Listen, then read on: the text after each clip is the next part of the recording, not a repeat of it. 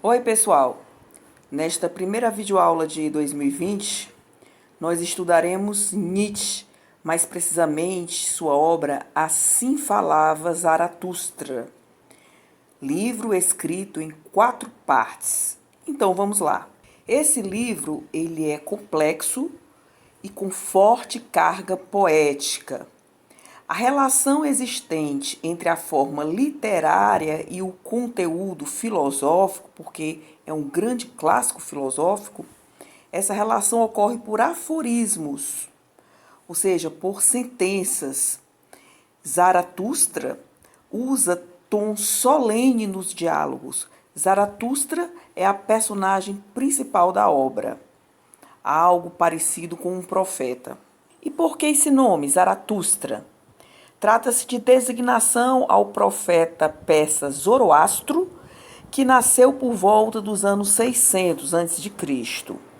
A religião fundada por Zoroastro estabelece limites entre o bem e o mal, e Nietzsche se apropria desse conteúdo. Para Nietzsche, o corpo se purifica pelo saber.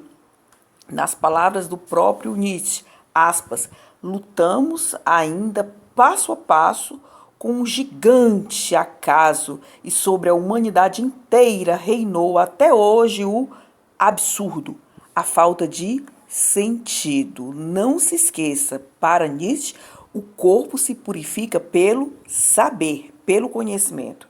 E quem foi Nietzsche? Foi um filósofo alemão do século XIX. Para ele, inexiste verdade, mas perspectivas. Portanto, Heráclito, pré-socrático, fortemente influenciou Nietzsche.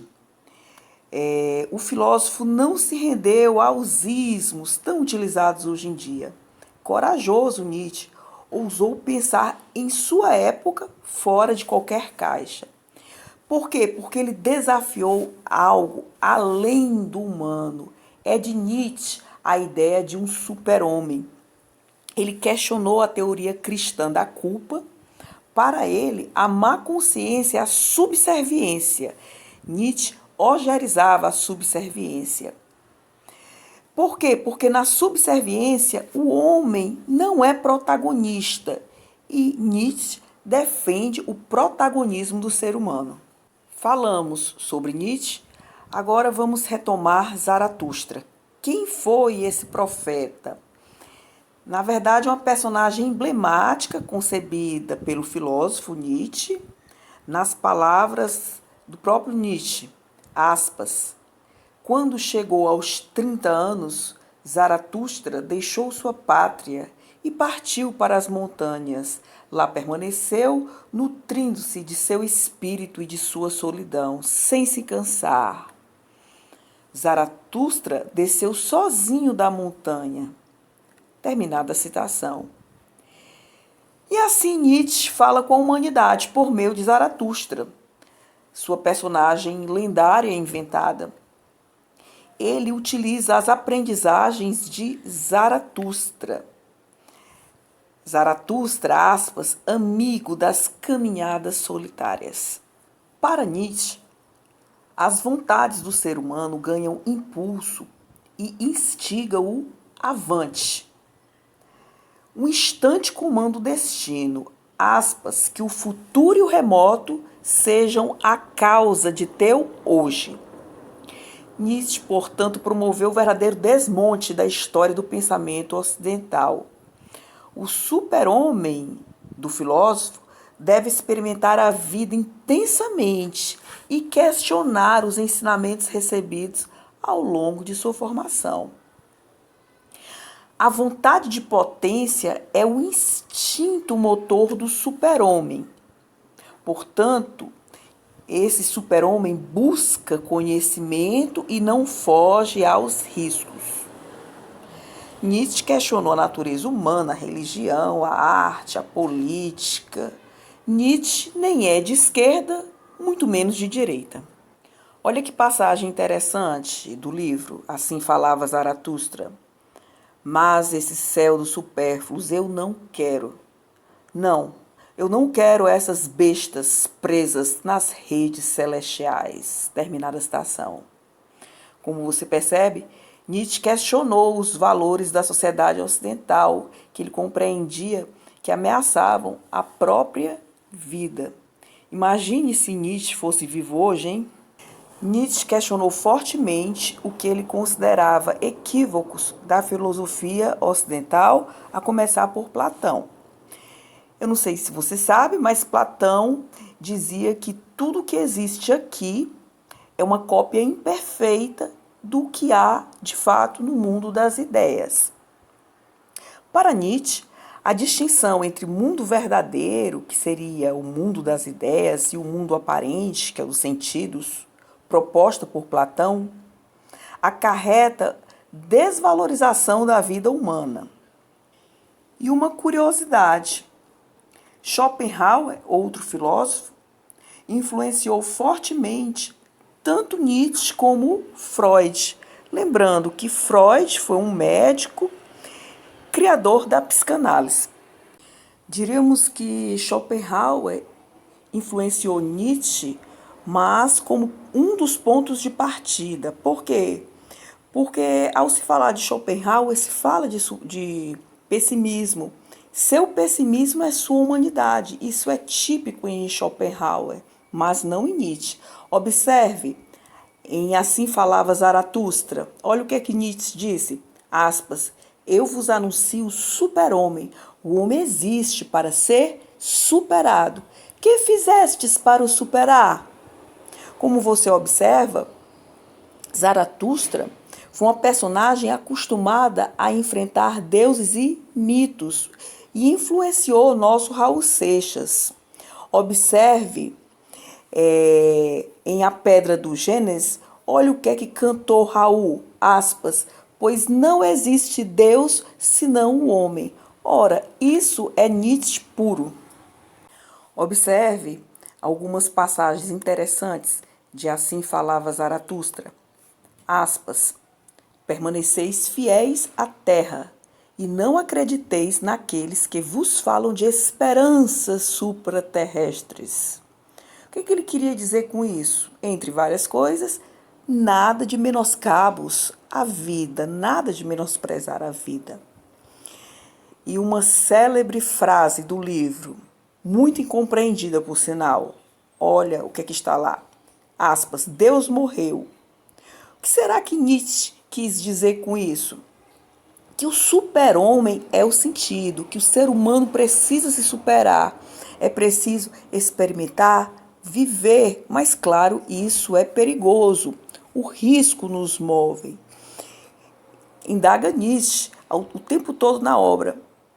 Quais foram as vitórias sobre ti mesmo? Indagações subjacentes à obra. Por que a história sempre precisa ter sentido, já que a história é movida pela incerteza ou pelo caos? E diria Nietzsche, avante, não se pode ficar preso ao passado, quão menos ignorá-lo. Outras ricas passagens de Assim Falava Zaratustra, aspas, chegou o tempo para que o homem se fixe em um objetivo. Chegou o tempo para que o homem semeie o germe de sua mais elevada esperança. É preciso ter ainda um caos dentro de si para gerar uma estrela que dança. Isso vos digo. Tendes ainda um caos dentro de vós. E que caos é esse? Na mitologia grega, Caos é considerado o deus primordial do universo. É por isso que afirmou Nietzsche que nós precisamos ter um caos dentro de nós. Outra passagem muito importante de Assim Falava Zaratustra. Não há diabo nem inferno. Aspas, encontrei mais perigos entre os homens do que entre os animais. Sobre a arte de pensar em Assim Falava Zaratustra, aspas, há almas que nunca haveremos de descobrir, a não ser que as inventemos, fecha aspas. Existe um excerto na obra que trata de moscas em praça pública, muito interessante. E nas palavras do autor, aspas, Nunca a verdade pendeu do braço de um intransigente. Foge, meu amigo, para tua solidão. Vejo-te aqui atacado por moscas venenosas. Refugia-te, onde sopre um vento rijo e forte. No excerto do livro que trata do amigo, olhe o que é que o filósofo falou, aspas, nossa fé nos outros revela aquilo que desejaremos poder acreditar em nós mesmos. No fragmento intitulado Dos Mil e Um Fins, aspas, Zaratustra não encontrou maior poder na terra do que o bem e o mal. Continuando o livro, aspas, nenhum povo poderia viver sem estabelecer valores, mas para se conservar, não deve adotar os valores do vizinho. E por que esse título, Dos Mil e Um Fins? O próprio livro responde, aspas, até o presente tem havido 1000 fins, porque tem havido 1000 povos. Só falta a corrente das 1000 cabeças. Falta o fim único. A humanidade ainda não tem um fim. Mas dizei-me, irmãos, se falta um fim à humanidade, não será porque a própria humanidade ainda não existe? Assim falava Zaratustra. A meu ver, eis a questão mais difícil da obra. Nietzsche alerta para o chamado instinto de rebanho. Aspas, não vos suportai a vós mesmos e não vos amais de modo suficiente. Não somente aquele que fala contra sua consciência, mas, sobretudo, aquele que fala contra sua inconsciência. Eis o verdadeiro alerta para fugir do instinto de rebanho. Há uma passagem na obra que não poderia deixar de ser citada. Essa passagem é intitulada A Picada da Víbora. Um dia, Zaratustra adormeceu sob uma figueira, porque fazia calor, e tapava o rosto com o braço. Nisto, chegou uma víbora e mordeu-lhe o pescoço. Ele soltou um grito de dor. Afastando o braço do rosto, olhou a serpente. Quando ela reconheceu os olhos de Zaratustra, contorceu-se desajeitadamente e tentou se retirar. Não, disse Zaratustra, ainda não te agradeci. Despertaste-me a tempo, pois meu caminho ainda é longo. Teu caminho já não é longo, disse tristemente a víbora. Meu veneno é mortal. Zaratustra pôs-se a rir. Desde quando o veneno de uma serpente matou um dragão? Disse. Reabsorve, portanto, teu veneno. Não és suficientemente rica para me dá-lo de presente. Então a víbora tornou a enlaçar-lhe o pescoço e lambeu-lhe a ferida. Sobre a morte simbolicamente considerada, olha o que ensinou Zaratustra. Aspas. Morrer a tempo é o que ensina Zaratustra. Claro que aquele que nunca viveu a tempo, como há de morrer a tempo? Que jamais tivesse nascido. Eis o que aconselho aos supérfluos. Fecha aspas. Portanto, fuja do chamado instinto de rebanho. Com essas reflexões, eu encerro a chamada primeira parte do livro. Estudemos agora a segunda parte, que é aberta com as seguintes palavras, aspas. E só quando todos me houverdes renegado, quero voltar para vós. Na verdade, meus irmãos, então procurarei com outros olhos aqueles que perdi. Então vos amarei com outro amor. Da virtude generosa. Da segunda parte me chama a atenção, aspas, Zaratustra voltou para as montanhas e para a solidão de sua caverna, conservando-se afastado dos homens, e ficou esperando como o semeador que lançou sua semente. Sua sabedoria aumentava e quanto mais crescia, mais sentia sofrimento. Fecha aspas. Zaratustra percebeu que seus inimigos desfiguraram a imagem de sua doutrina e sentenciou, aspas, enquanto andar entre os homens, aquele que procura o conhecimento anda no meio dos animais, fecha aspas. Olha como Nietzsche foi um filósofo gigante. Para Zaratustra, aspas, o homem nobre impõe a si mesmo o dever de não envergonhar ninguém, fecha aspas. Outra passagem, aspas, o pior de tudo, no entanto, são os pensamentos mesquinhos. Na verdade, é melhor ainda um ato mau que pensar de modo mesquinho, fecha aspas. Outra citação, aspas, é difícil viver com os homens, uma vez que é tão difícil guardar silêncio, fecha aspas. Não é preciso dizer que Nietzsche valorizava imensamente o pensar, porque o pensar muda o agir. E sobre a valorização da existência do ser humano por meio do pensar, aspas, em mim, tudo o que sente e sofre está aprisionado, mas a mim vem continuamente a vontade como a que me liberta e me traz alegria. É querer que liberta. Essa é a verdadeira doutrina sobre a vontade e a liberdade. É aquela que vos ensina Zaratustra, fecha aspas. Em suma, para Nietzsche, o bem e o mal são conceitos impostos que amordaçam o homem. E o homem precisa se libertar e é pelo conhecimento que muda o pensar e o pensar muda o agir, é que o homem se liberta. Tecidas essas reflexões, passemos à terceira parte, mais precisamente a abertura. Aspas. Vós olhais para cima, quando aspirais em vos elevar. Eu, como estou no alto, olho para baixo.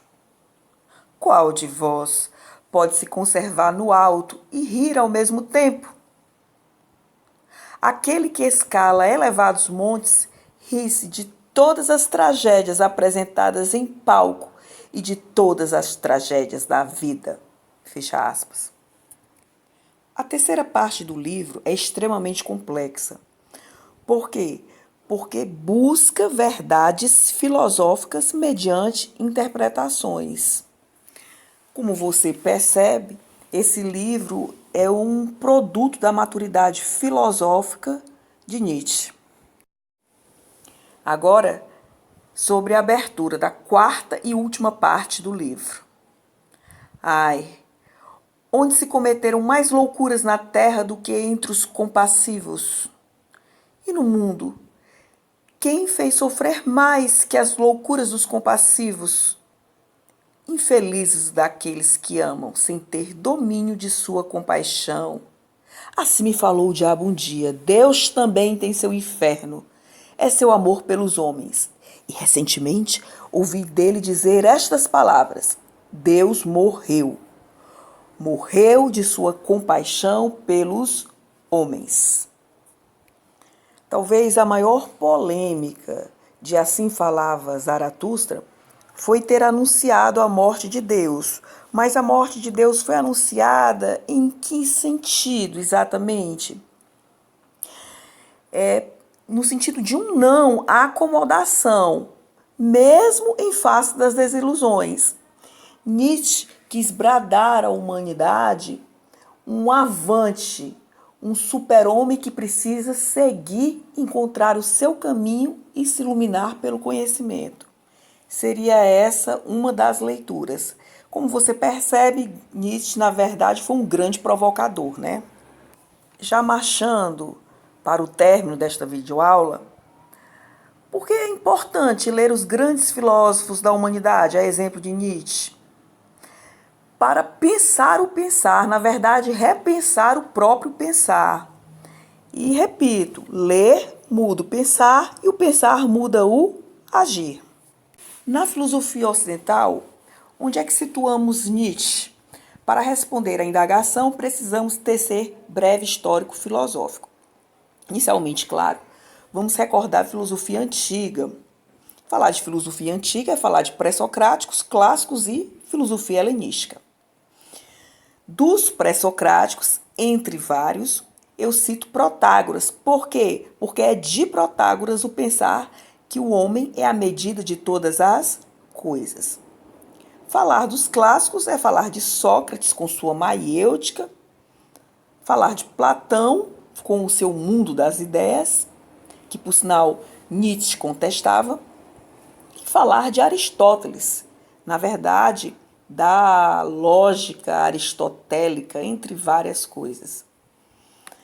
Em relação à filosofia helenística, recordo entre vários Sêneca e Cícero. Sêneca, por quê? Porque ele tratou sobre a problemática da brevidade da vida e Cícero sobre a problemática do saber envelhecer. Aproveito também em relação à filosofia helenística e recordo Epicuro, porque é de Epicuro o pensar no prazer como caminho para a felicidade, essa história do carpe diem, aproveite o dia, isso tudo remonta a Epicuro. Bom, continuando o breve histórico filosófico, passando pela filosofia medieval, nomes representativos entre vários, cito aqui Santo Agostinho, São Tomás de Aquino. Caminhando para a filosofia moderna, podemos citar vários, entre eles Thomas Moros, Erasmo de Roterdã. Chegando ao racionalismo clássico, não poderíamos deixar de mencionar Descartes. Indo ao iluminismo, passamos por vários, entre eles um gigante chamado Kant. Inclusive, há videoaula de Kant no canal. Um resumo do livro A Paz Perpétua de Kant, recomendo. Nietzsche está na chamada filosofia contemporânea. Ele é um filósofo do século XIX. Entre os vários filósofos contemporâneos, cito Schopenhauer por ter influenciado Nietzsche e o próprio Nietzsche, que viveu de 1844 a 1900. Foi um gigante do século XIX, nosso Nietzsche, até hoje incompreendido. Chegamos assim ao final desta videoaula. A grande intenção é estimular o estudo, a leitura, o conhecimento, é incentivar a aprendizagem da chamada literatura filosófica. E é isso. Qualquer dúvida, entre em contato. Foi uma satisfação. Paz e bem, até a próxima.